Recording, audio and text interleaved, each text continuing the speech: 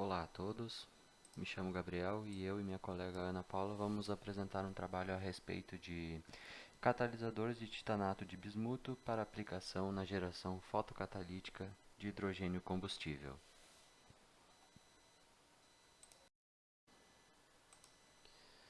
A motivação do trabalho foi por conta que o gás hidrogênio ele é uma alternativa viável então para essa aplicação como fonte de energia, visto que ele é um combustível de produção favorável ao meio ambiente, pois é resultado de um processo atóxico e renovável. O método fotocatalítico tornou-se uma das rotas mais promissoras para a obtenção desse gás. O titanato de bismuto, como material semicondutor, ele também tem apresentado resultados incentivadores em estudos recentes. E já foi possível identificar também a sua viabilidade como catalisador na geração de hidrogênio. Muitas rotas de síntese já foram estudadas, como o processamento de sol-gel, a decomposição metal-orgânica e a reação no estado sólido.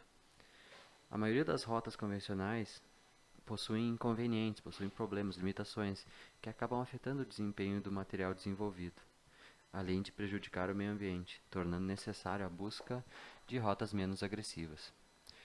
A figura 1 mostra o avanço das pesquisas relacionadas a essa produção de hidrogênio utilizando titanato de bismuto nos últimos 10 anos. Essa é a motivação que nós pretendemos apresentar para vocês. Esse trabalho tem a missão de aprofundar o conhecimento sobre materiais catalisadores a serem utilizados na produção fotocatalítica de hidrogênio.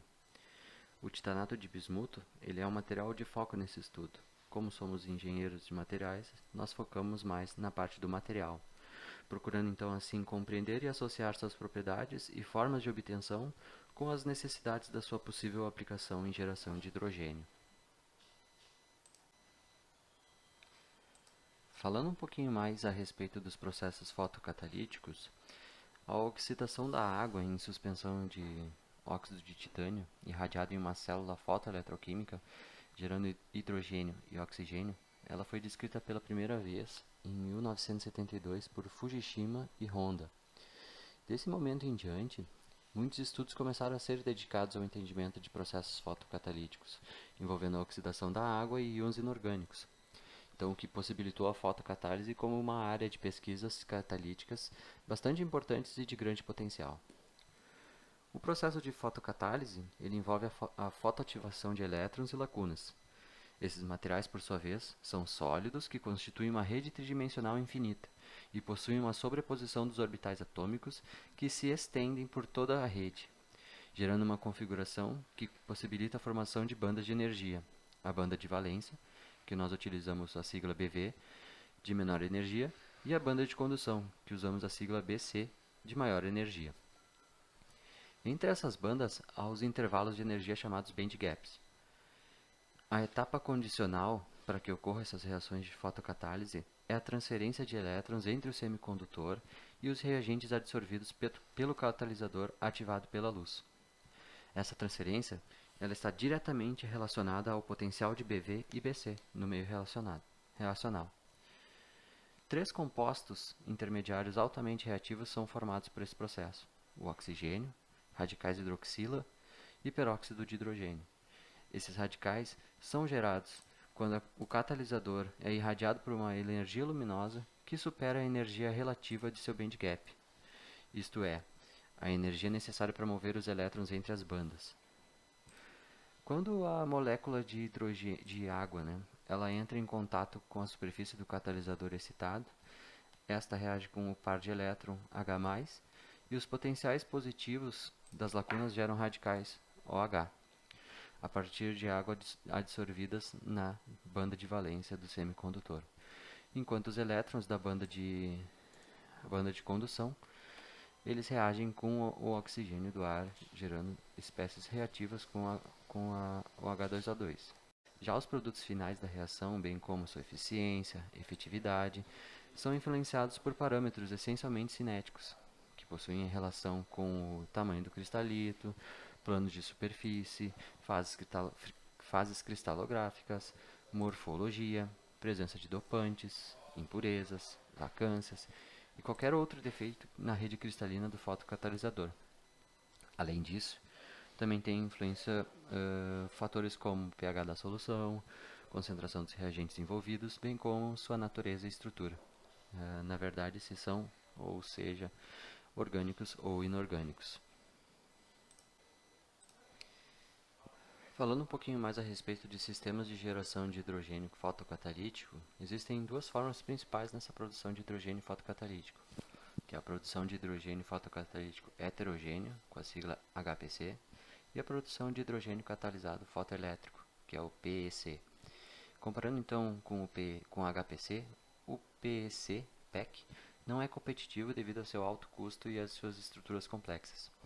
Além disso, o HPC ele pode ser dividido em dois estilos: produção de hidrogênio fotocatalítico com agente de sacrifício e também divisão geral da água, que é o water splitting, que a gente vai falar mais tarde. E aí, embora a produção de hidrogênio fotocatalítico com agente de sacrifício tenha bons resultados, deve-se reconsiderar o consumo de agente de sacrifício e a estabilidade do fotocatalisador, a menos que os agentes de sacrifício eles possam ser convertidos em outros produtos industriais. Atualmente, a divisão geral da água é mais significativa e competitiva em comparação com a produção de hidrogênio fotocatalítico com agente de sacrifício. Um dos sistemas de geração de hidrogênio fotocatalítico é o que a gente chama de water splitting. Esse sistema visa a decomposição da molécula de água em hidrogênio e oxigênio. Diferentes rotas desse processo já foram estudadas, como por exemplo os métodos fotoeletroquímico, fotocatalítico, fotobiológico, radiólise e decomposição térmica. Dentre esses métodos, no entanto, a gente destaca os dois primeiros por serem os mais simples, os mais eficientes, baratos e limpos. Além disso, nesses casos, é possível que a gente utilize a energia solar, enquanto nos demais métodos a gente precisa de altas temperaturas e ainda tem uma limitação no rendimento final da reação de quebra da água. Então, considerando que para a produção de hidrogênio ser uma alternativa econômica e sustentável, é necessário que o gás seja produzido a partir de uma fonte de energia renovável, como é o caso da energia solar, a técnica de water splitting se mostra promissora, visto que ela pode ser feita diretamente pela reação da quebra da água com a ação da luz solar. Então, resumidamente, a produção de hidrogênio é feita nas seguintes etapas: a absorção da luz ocorre no fotoânodo. Então, o fotoânodo absorve a luz radiante, que deve possuir uma energia maior que o band gap do material fotoativo utilizado. Depois ocorre a transferência de elétrons entre as bandas. Então, os elétrons da banda de valência são excitados para a banda de condução e vacâncias são geradas e permanecem lá na banda de condução. Depois, os elétrons vão reagir com os prótons. Então, aqueles elétrons fotogerados chegam ao cátodo, vão reagir com os prótons H+, e vão formar o gás hidrogênio. E, finalmente, as vacâncias oxidam a molécula de água. Lá no fotoânodo, essas vacâncias vão oxidar a molécula de água e vão produzir o gás oxigênio. Agora nós vamos falar um pouco sobre o titanato de bismuto como catalisador na produção de hidrogênio. Então, os titanatos eles formam um grande grupo de compostos inorgânicos que apresentam diferentes composições e simetrias e são considerados hoje como materiais promissores, como catalisadores de alto desempenho. Quando falamos de semicondutores à base de óxidos de bismuto, a gente pode levar em consideração que atualmente eles são apontados como fotocatalisadores promissores em razão da sua elevada absorção de radiação na região do visível e também podem ter diferentes composições quando a gente varia a razão estequiométrica entre o titânio e o bismuto, no caso do titanato do bismuto. Dentre as estruturas mais conhecidas do titanato de bismuto, a gente pode citar a selenita e a perovskita, conforme a imagem ali a seguir. A estrutura cristalina de titanato de bismuto na fase selenita, na letra A da imagem, e na fase perovskita, na letra B da imagem. Esses titanatos nessas fases apresentam bastante interesse comercial e tecnológico em virtude dessas propriedades fotocatalíticas, piezoelétricas, eletroóticas, que permite que esse material seja muito utilizado em tratamento de efluentes, em sensores fotocondutivos e também em capacitores, sensores, dispositivos de armazenamento de memória. Então, são duas fases muito conhecidas e muito utilizadas com grande potencial. Quando falamos sobre a síntese do material de titanato de bismuto, vários métodos já foram utilizados. Esses métodos eles permitem obter pós nanométricos e cristalinos que, como disse anteriormente, variam conforme a sua estequiometria. Entre as rotas já estudadas, a gente pode citar o método de precipitação, o método do processo de decomposição de solução química, o método hidrotérmico, o de combustão, e existem vários outros. No entanto, esses métodos ainda apresentam algumas limitações, como a alta temperatura de calcinação, o alto consumo de reagentes orgânicos, que vão afetar as propriedades fotocatalíticas dos semicondutores e algumas outras limitações a mais. Nesse contexto, é que a gente tem a rota OPM. Essa rota o método dos peróxidos oxidantes tem sido utilizado muito para produzir pós cerâmicos de alta reatividade e com uma variedade de morfologia, de tamanho e composição de partícula. Essa rota tem se mostrado inovadora porque produz pós nanométricos que são livres de contaminação por carbono, por haletos. Além disso, representa um ganho enorme ambiental quando a gente utiliza apenas água como solvente, além de temperaturas baixas de cristalização e também a ausência de subprodutos tóxicos. Por isso, a rota OPM, esse método dos peróxidos oxidantes, parece ser uma rota bem promissora quando a gente fala sobre o titanato de bismuto. Dentre todas as rotas já estudadas, essa rota OPM tem um grande potencial, porque através dela a gente consegue sintetizar esses pós nanométricos com várias vantagens e poucas limitações em comparação a esses outros métodos, a essas outras rotas de síntese. No entanto, quando a gente fala sobre titanato de bismuto na produção de hidrogênio, a gente encontra alguns problemas, pois apesar da variedade de óxidos compostos à base de bismuto, apesar de todos esses óxidos serem comprovados como fotocatalisadores, quando se trata de redução fotocatalítica do hidrogênio da água, eles não têm um bom desempenho, pois eles têm uma banda de condução inferior que não satisfaz o potencial de redução do H+ para o hidrogênio, como a gente consegue ver ali na figura abaixo. Vários compostos, mas ainda assim não satisfazendo esse potencial de redução. Então, para realizar a produção de hidrogênio fotocatalítico com óxidos à base de bismuto, a gente precisa melhorar a banda de condução, ou seja, precisamos melhorar um pouco da estrutura desses materiais. Para isso, vários métodos de preparação dos materiais já foram propostos, como, por exemplo, a dopagem, o efeito do tamanho quântico e a solução sólida. No caso da dopagem, o que é? A dopagem consiste em adicionar pequenas quantidades de impureza ao cristal e geralmente é realizada para justamente melhorar as propriedades desse material como consequência da alteração da estrutura de bandas. Então, a gente acrescenta um elemento que é considerado impuro naquela estrutura, certo? E com isso ele vai fazer uma alteração na estrutura de bandas do material e o resultado disso é justamente a melhora dessas propriedades no material. Frente a isso, alguns estudos já mostraram que a dopagem em óxidos de bismuto influencia positivamente na estrutura cristalina, bem como na atividade fotocatalítica. Aqui ao lado a gente pode ver que a Cristiane Almeida e mais alguns colaboradores já estudaram óxidos de bismuto puros e dopados com cromo e molibdênio. E nesse caso, foi possível verificar um aumento na atividade fotocatalítica na produção de hidrogênio devido à forte absorção na região da luz visível e de outras propriedades, como no caso o tamanho dos nanofolhas, baixa taxa de recombinação dos pares elétron-buraco e outras propriedades.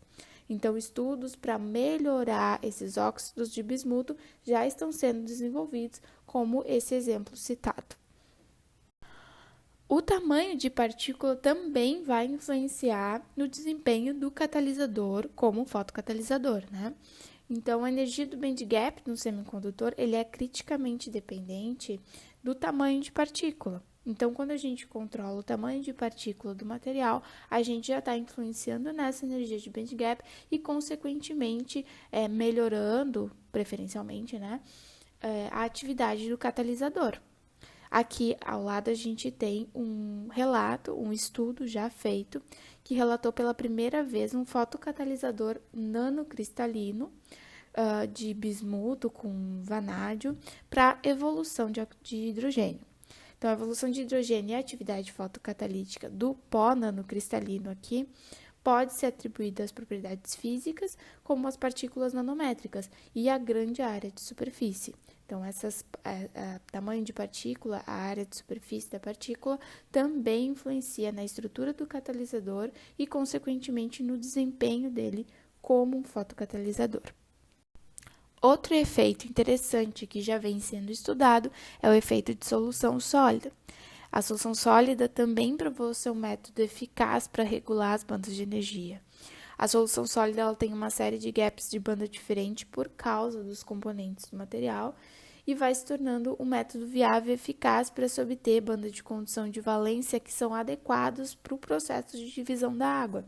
Ou seja, melhorar a banda de valência de condução, melhorar esse band gap, para poder gerar hidrogênio a partir da divisão da água. Então, nessa tabela aqui, a gente consegue identificar diferentes compostos à base de bismuto que já foram estudados e já foram testados para poder gerar hidrogênio fotocatalítico. São vários óxidos à base de bismuto que estão sendo estudados, testados para essa finalidade. A solução sólida ela tem uma série de gaps de banda diferente por causa dos componentes do material e vai se tornando um método viável e eficaz para se obter banda de condução de valência que são adequados para o processo de divisão da água. Ou seja, melhorar a banda de valência de condução, melhorar esse band gap, para poder gerar hidrogênio a partir da divisão da água. Então, nessa tabela aqui, a gente consegue identificar diferentes compostos à base de bismuto que já foram estudados e já foram testados para poder gerar hidrogênio fotocatalítico. São vários óxidos à base de bismuto que estão sendo estudados, testados para essa finalidade. Além disso tudo, algumas pesquisas recentes também apontam o titanato de bismuto com propriedades semelhantes e até superiores ao do catalisador mais utilizado atualmente, que é o dióxido de titânio. Neste caso aqui, neste trabalho aqui em específico, a gente tem amostras de titanato de bismuto na fase perovskita, selenita e pirocloro. Então, são 3 fases diferentes de titanato de bismuto que foram sintetizados pelo método dos peróxidos oxidantes, o método anteriormente citado, que apresenta grandes vantagens, e neste trabalho apresentaram valores de comprimento de onda dentro da região do visível e semelhantes àqueles encontrados na literatura por o dióxido de titânio dopado. Ou seja, na literatura, diversos estudos exploram o dióxido de titânio e alguns valores dele dopado são semelhantes ao titanato de bismuto sem a utilização de dopante. Isso mostra e ressalta que o titanato de bismuto tem grande potencial tecnológico e comercial no que diz respeito à produção de hidrogênio como fotocatalisador. Aqui, por exemplo, a gente pode perceber na tabela de cima os valores encontrados no trabalho recente envolvendo as fases de titanato de bismuto para a produção de hidrogênio.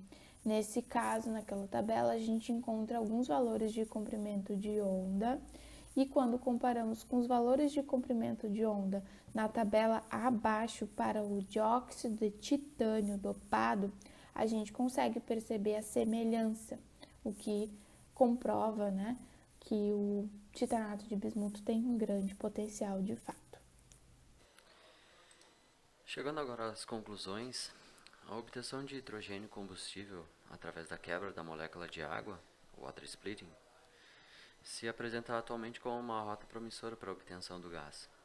Apesar do método ser desafiador, pesquisas apontam como que o desenvolvimento de novos fotocatalisadores que atendem aos requisitos básicos para a utilização dessa rota.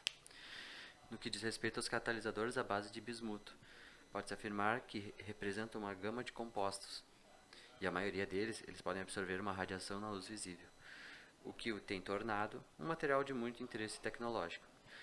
Diferentes rotas de obtenção de óxidos de bismuto têm sido pesquisados visando propriedades elevadas, levando em consideração o gasto energético, rendimento de material e rendimento como fotocatalisador.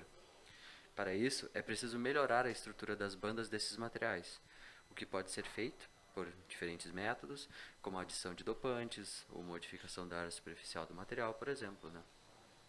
O titanato de bismuto, em especial, tem sido estudado para aplicação como catalisador em processo de fotodegradação, apresentando resultados promissores.